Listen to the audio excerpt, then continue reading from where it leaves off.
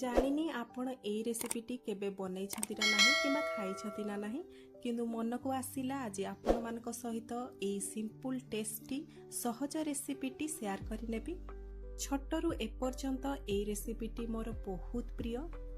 ଯେତେବେଳେ ବୁଝା ପଡ଼େନି କ'ଣ ରୋଷେଇ କରିବି କ'ଣ ଖାଇବି ବୋଲି ଏଇ ସିମ୍ପୁଲ ସହଜ ରେସିପିଟି ମୁଁ ବନାଏ। ନମସ୍କାର, ଜୟ ଜଗନ୍ନାଥ। ମୁଁ ମୋ ଚ୍ୟାନେଲ ସିଜନ୍ସ ଆଣ୍ଡ ବାଇଟ୍ସରେ ଆପଣ ସମସ୍ତଙ୍କୁ ସ୍ୱାଗତ ଜଣାଉଛି। ତାହେଲେ ଚାଲନ୍ତୁ ଆଜି ବନେଇ ନେବା ଆଳୁ ପିଆଜ ବେସର।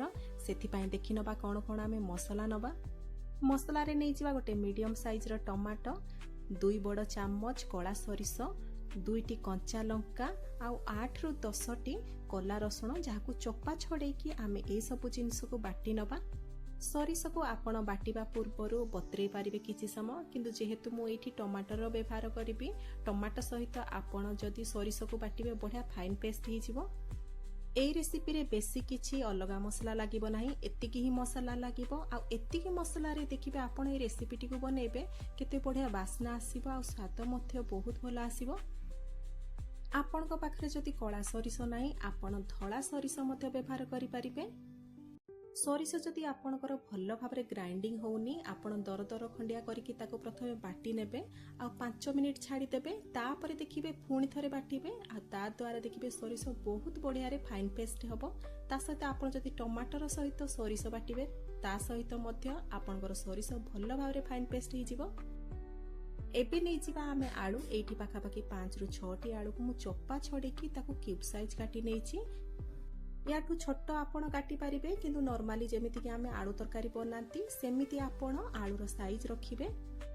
ଆଳୁକୁ ଚୋପା ଛଡ଼େଇକି କାଟି ସାରିଲା ପରେ ଆମେ ଭଲ ଭାବରେ ଆଳୁକୁ ଧୋଇଦେବା, ଯେମିତିକି ଆଳୁର ଧଳା ପାଣି ମାନେ ଷ୍ଟ୍ରାଚ୍ ସବୁ ବାହାରି ଆସିବ। ଏବେ ନେଇଯିବା ଆମେ ପିଆଜକୁ ଆମେ 2 ପରିକା କାଟିବା, ମାନେ 2ଟି ସାଇଜ ଦେଇକି କାଟିବା।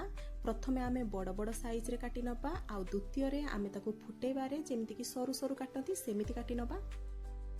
ଏଠି ଯେଉଁ ସାଇଡ୍ରେ ଆପଣ ପିଆଜ ଦେଖୁଛନ୍ତି ତାକୁ ମୁଁ ବଡ଼ ବଡ଼ ସାଇଜରେ ରଖିଛି। ଆଉ ଏଇଠି ମୁଁ 4ରୁ 5ଟି ପିଆଜ ନେଇଛି ଆଉ ତାକୁ ମୁଁ 4 ଫାଳ କରିକି ରଖିଛି। ତା ସହିତ ନେଇଯିବା ଆମେ ଏଇଠି ଗୋଟେ ବଡ଼ ସାଇଜର ପିଆଜ, ଯାହାକୁ ମୁଁ ଏଇଠି ସରୁ ସରୁ କାଟି ନେଇଛି, ଯାହାକୁ ଆମେ ଫୁଟେଇବାରେ ବ୍ୟବହାର କରିବା। ଆପଣ ଏଇପରିକା 2ଟି ସାଇଜର ପିଆଜକୁ କାଟି ନେବେ। ଏବେ ଚାଲନ୍ତୁ ଆମେ ରେସିପିଟି ଷ୍ଟାର୍ଟ କରି ନେବା।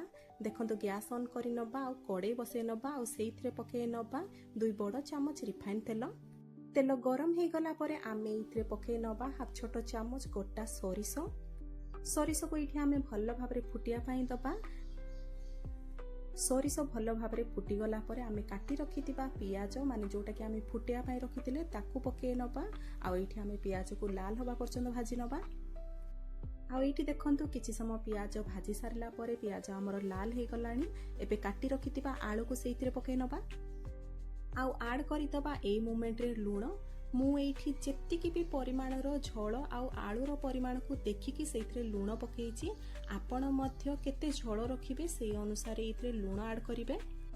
ଆଉ ଏଇଠି ମୁଁ 1.5 ଚାମଚ ଲୁଣର ବ୍ୟବହାର କରିଛି। ଲୁଣ ପକେଇ ଦେଇକି ମୁଁ ତାକୁ ଆଳୁ ସହିତ ଭଲ ଭାବରେ ମିକ୍ସ କରି ନେଇଛି।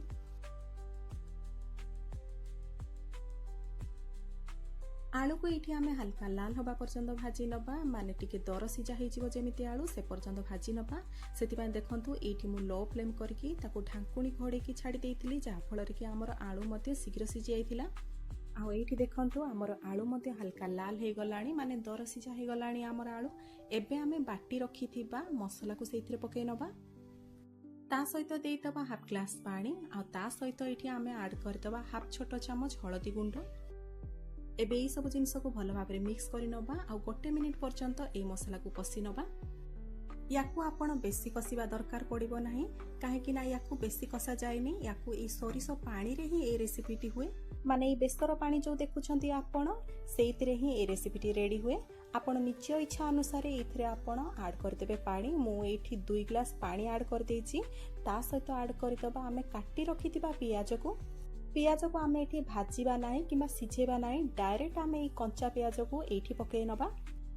ଏବେ ୟାକୁ ଢାଙ୍କୁଣୀ ଘୋଡ଼େଇକି ଆପଣ ଛାଡ଼ିଦେବେ ମିଡ଼ିୟମ ଫ୍ଲେମ୍ରେ କିଛି ସମୟ ଫୁଟିବା ପର୍ଯ୍ୟନ୍ତ, ବା ତାର ଝୋଳ ଯେମିତି ମରିକି ଟିକେ ଝୋଳ ଆମର ମୋଟା ହେଇଯିବ। ତା ସହିତ ଆଳୁ ଆଉ ପିଆଜ ଆମର ପରଫେକ୍ଟଲି ସିଝିଯିବ। आउ ये देखो किसी समय फुटी सारा पर मीडियम फ्लेम रे आमर झोल मरी जाइए झोल आमर टिके मोटा हो जाइए ता सहित आप चेक करेंगे आलू आपणकर सिझला ना नहीं जेहेतु आलू आमर पियाज तुलन में सिझापी टिके समय निए से आगरू आपण आलू को भाजी नहीं जहाद्वारा कि से अधा अधी सिझी जाइथिबो। आउ आपण जेतबेले सरिष बा बेसर पानी देबे सेतबेले आपण पियाज को देदेबे जहाद्वारा कि पियाज मध्य सिझीजिवो। एबे एई रेसिपी एठे रेडी हे गलानी आपण देखि पारतबे केते बढ़िया गाढ़ हे गलानी आ भलो भाबरे फुटी गलानी। एबे गैस फ्लेम को बंद करि दबा आउ याकू गरम गरम परसी नबा। याकू आपण गरम गरम भात सहित खाई पारिबे गरम गरम रोटी सहित खाई पारिबे। आउ याकू थरे एई सिंपल रेसिपी को ट्राई करंतु केमिति लागिला मते कमेंट माध्यम रे निहाती जणेबे। भिडियोटी भल लगी लाइक टे निहाती करेंगे। भिडियोटी जदि पसंद आसीथिबो सांगसाथी बंधु बांधव मानक सहित शेयर करेंगे। मो चैनल जदि नुआ आछंती कि मो चैनल को सब्सक्राइब करि नाहंती प्लीज सब्सक्राइब करि नेबे। फेसबुक पेज रे जदि ए भिडियोटी को देखुछंती पेज टी को फॉलो करि नेबे।